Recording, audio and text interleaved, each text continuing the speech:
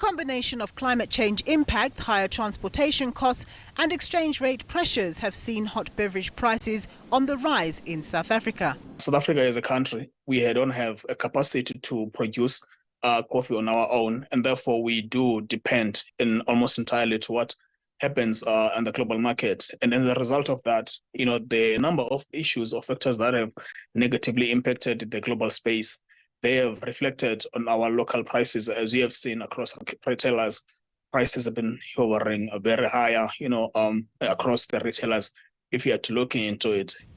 Supply chain constraints, specifically for coffee, have been identified as being responsible for putting upward price pressure on the much-loved beverage. Coffee exports that have had to go through the geopolitically sensitive area of the Red Sea have had to make a detour via the Cape in South Africa, which has resulted in greater transportation costs, which ultimately ends up landing with the consumer.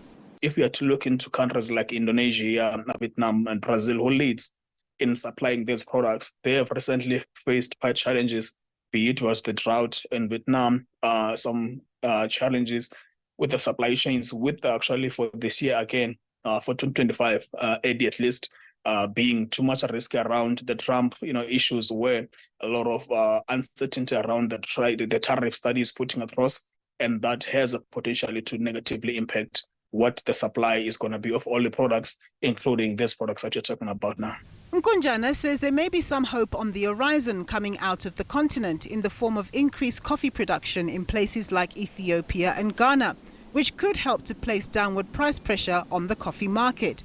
But the overwhelming concern for now remains that trade tariff disruptions and continued climate impacts in coffee-producing nations may continue to influence an upward bias in price. Nompumelelo Siziba, SABC News, Johannesburg.